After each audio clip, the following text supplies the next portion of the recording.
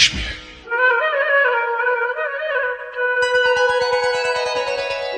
यकेनं वेत्ति हन्तारम् यश्चैनं मन्यते हतम् उभौ तौ न विजानीतो नायं हन्ति न हन्यते। जो इस आत्मा को मारने वाला मानता है तथा जो इस आत्मा को मरा हुआ समझता है, वे दोनों ही आत्मा को नहीं जानते, क्योंकि ये आत्मा न तो मारता है और न मारा ही जाता है। पुनः इसी पर बल देते हैं।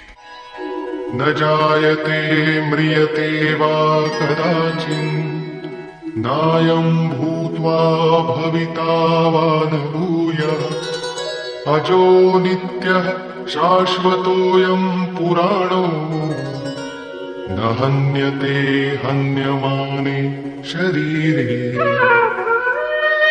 ये आत्मा किसी काल में न तो जन्मता है और न मरता है, क्योंकि ये वस्त्र ही तो बदलता है। न ये आत्मा होकर अन्य कुछ होने वाला है, क्योंकि ये अजन्मा है, नित्य है, शाश्वत और पुरातन है। शरीर के नाश होने पर भी उसका नाश नहीं होता। आत्मा ही सत्य है, आत्मा ही पुरातन है, आत्मा ही शाश्वत और सनातन है। आप कौन है? सनातन धर्म के अनुयायी। सनातन कौन है? आत्मा। आप आत्मा के अनुयायी हैं। आत्मा, परमात्मा और ब्रह्म एक दूसरे के पर्याय हैं। आप कौन है? शाश्वत धर्म के उपासक। शाश्वत कौन है? आत्मा। अर्थात हम आप आत्मा के उपासक हैं। यदि आप आत्मिक पथ को नहीं जानते तो आपके पास शाश्वत सनातन नाम की कोई वस्तु नहीं है। उसके लिए आप आहें भरते हैं तो प्रत्याशी अवश्य है, किंतु सनातन धर्मी नहीं है। सनातन धर्म के नाम पर किसी कुरीति के शिकार हैं। देश विदेश में मानव मात्र में आत्मा एक ही जैसा है, इसलिए विश्व में कहीं भी कोई आत्मा की स्थिति दिलाने वाली क्रिया जानता है और उस पर चलने के लिए प्रयत्नशील है तो वो सनातन धर्मी है, चाहे वो अपने को ईसाई, मुसलमान, यहूदी या कुछ भी क्यों न कह ले। वेदा विनाशिनं नित्यं यज्ञेनमजमव्ययम् कथं स पुरुषः पार्थ घातयति हन्तिकम्। पार्थिव शरीर को रथ बनाकर ब्रह्म रूपी लक्ष्य पर अचूक निशाना लगाने वाला पृथा पुत्र अर्जुन, जो पुरुष इस आत्मा को नाश रहित, नित्य, अजन्मा और अव्यक्त जानता है, वो पुरुष कैसे किसी को मरवाता है और कैसे किसी को मारता है। अविनाशी का विनाश असंभव है। अजन्मा जन्म नहीं लेता, अतः शरीर के लिए शोक नहीं करना चाहिए। इसी को उदाहरण से स्पष्ट करते हैं। वासांसि जीर्णानि यथा विहाय नवानि गृह्णाति नरोपराणि तथा शरीराणि विहाय जीर्णानि अन्यानि संयाति नवानि देहि। जैसे मनुष्य जीर्णानि वासांसि, जीर्ण शीर्ण पुराने वस्त्रों को त्याग कर नए वस्त्रों को ग्रहण करता है, ठीक वैसे ही ये जीवात्मा पुराने शरीरों को त्याग कर दूसरे नए शरीरों को धारण करता है। जीर्ण होने पर ही नया शरीर धारण करना है तो शिशु क्यों मर जाते हैं? ये वस्त्र तो और विकसित होना चाहिए। वस्तुतः ये शरीर संस्कारों पर आधारित है। जब संस्कार जीर्ण होते हैं तो शरीर छूट जाता है। यदि संस्कार 2 दिन का है तो दूसरे दिन ही शरीर जीर्ण हो गया। इसके बाद मनुष्य एक श्वास भी अधिक नहीं जीता। संस्कार ही शरीर है। आत्मा संस्कारों के अनुसार नया शरीर धारण कर लेता है। अथा खलु ऋतुमयः पुरुषः यथा इहैव तथैव प्रेत्या भवति कृतं लोकम पुरुषोऽभिजायते। अर्थात ये पुरुष निश्चय ही संकल्पमय है। इस लोक में पुरुष जैसा निश्चय वाला होता है वैसा ही यहां से मरकर जाने पर होता है। अपने संकल्प से बनाए हुए शरीरों में पुरुष उत्पन्न होता है। इस प्रकार मृत्यु शरीर का परिवर्तन मात्र है, आत्मा नहीं मरता। पुनः इसकी अजरता अमरता पर बल देते हैं। नैनं छिन्दन्ति शस्त्राणि नैनं दहति पावकः न चैनं क्लेदयन्त्यापो न शोषयति मारुतः। अर्जुन, इस आत्मा को शस्त्रादि नहीं काटते, अग्नि इसे जला नहीं सकता, जल इसे गीला नहीं कर सकता और न वायु इसे सुखा ही सकता है।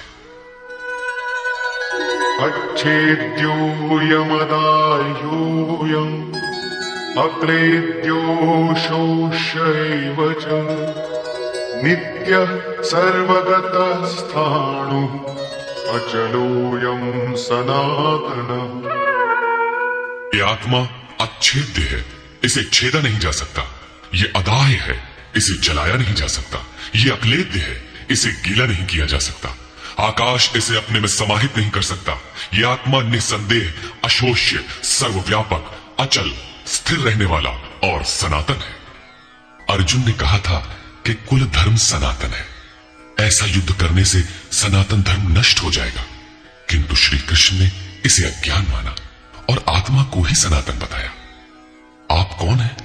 सनातन धर्म के अनुयायी। सनातन कौन है? आत्मा। यदि आप आत्मा पर्यंत दूरी तय करने वाली विधि विशेष से अवगत नहीं हैं, तो आप सनातन धर्म नहीं जानते। इसका कुपरिणाम सांप्रदायिकता में फंसे धर्मभीरू लोगों को भोगना पड़ रहा है। जब मैटर क्षेत्र में पैदा होने वाली कोई वस्तु इस सनातन का स्पर्श नहीं कर सकती, तो छूने खाने से सनातन धर्म नष्ट कैसे हो सकता है? यह धर्म नहीं, एक कुरीति परिस्थिति थी जिससे भारत में सांप्रदायिक वैमनस्य बढ़ा और राष्ट्रीय एकता की आज भी समस्या बनी हुई है। धर्म की शरण हम क्यों जाते हैं? क्योंकि हम मरण धर्मा है और धर्म कोई ठोस चीज है जिसकी शरण जाकर हम भी अमर हो जाएं। हम तो मारने से मरेंगे और ये धर्म केवल छूने और खाने से मर जाएगा, तो हमारी क्या रक्षा करेगा? धर्म तो आपकी रक्षा करता है, आपसे शक्तिशाली है। आप तलवार से मरेंगे और धर्म वो छूने से नष्ट हो गया। कैसा है आपका धर्म? कुरीतियां नष्ट होती हैं, न कि सनातन।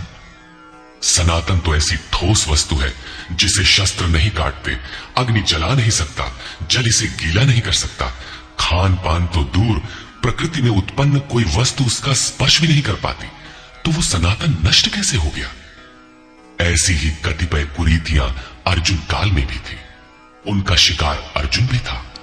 उसने विलाप करते हुए गिड़गिड़ाकर कहा कि कुल धर्म सनातन है, युद्ध से सनातन धर्म नष्ट हो जाएगा।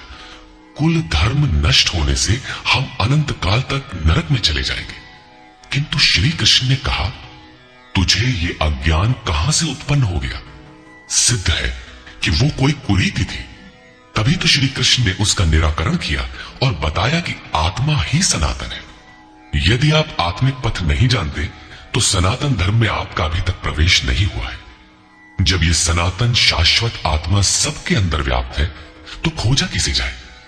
इस पर श्री कृष्ण कहते हैं,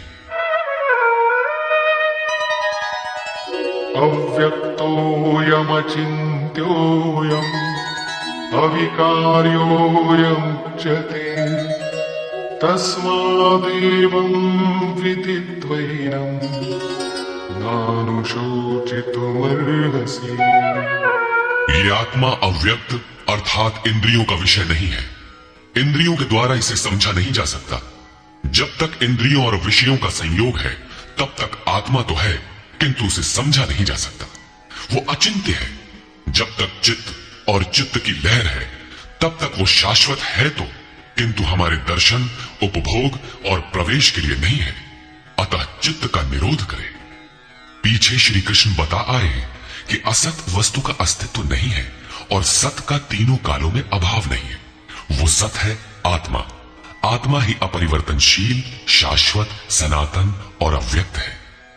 तत्वदर्शियों ने आत्मा को इन विशेष गुणधर्मों से युक्त देखा। न 10 भाषाओं के ज्ञाता ने देखा, न किसी समृद्धशाली ने देखा, बल्कि तत्वदर्शियों ने देखा। श्री कृष्ण ने आगे बताया कि तत्व है परमात्मा।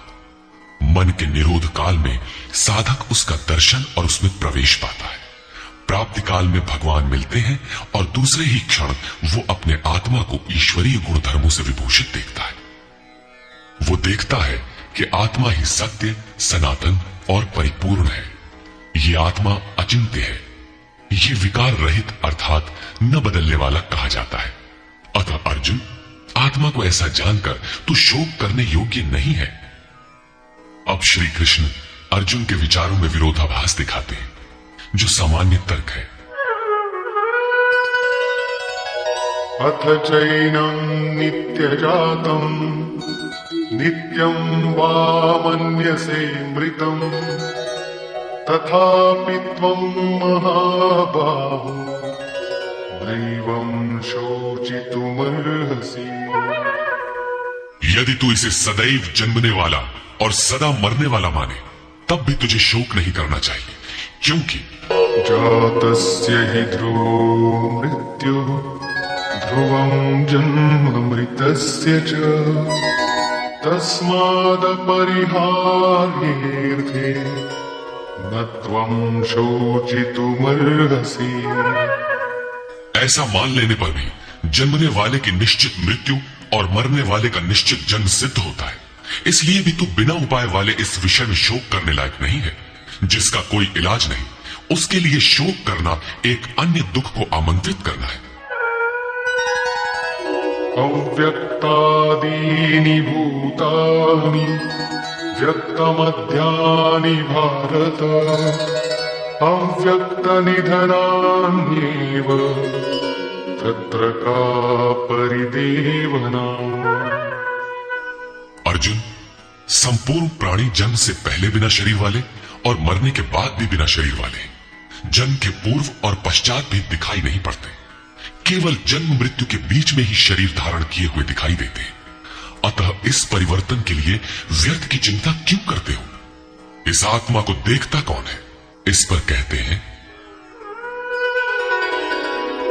आश्चर्यवत् पश्यति कश्चिदेनम् आश्चर्यवद् वदति तथैव चान्यः आश्चर्यवच्चैनमन्यः शृणोति श्रुत्वाप्येनं वेद न चैव कश्चित्। पहले श्री कृष्ण ने कहा था कि इस आत्मा को तत्वदर्शियों ने देखा है। अब तत्व दर्शन की दुर्लभता पर प्रकाश डालते हैं कि कोई विरला महापुरुष ही इस आत्मा को आश्चर्य की तरह देखता है, सुनता नहीं प्रत्यक्ष देखता है। और वैसे ही दूसरा कोई महापुरुष ही आश्चर्य की तरह इसके तत्व को कहता है। जिसने देखा है वही यथार्थ कह सकता है। दूसरा कोई विरला साधक इसे आश्चर्य की भांति सुनता है। सब सुनते भी नहीं, क्योंकि ये अधिकारी के लिए ही है। हे अर्जुन, कोई कोई तो सुनकर भी इस आत्मा को नहीं जान पाते, क्योंकि साधन पार नहीं लगता। आप लाख ज्ञान की बातें सुने, समझे, बाल की खाल निकालकर समझे, लालायित भी रहे, किंतु मोह बड़ा प्रबल है। थोड़ी देर बाद ही आप अपनी सांसारिक व्यवस्थाओं में लिप्त मिलेंगे। अंत में श्री कृष्ण निर्णय देते हैं, देहि नित्यमवध्योऽयम् देहे सर्वस्य भारत तस्मात् सर्वाणि भूतानि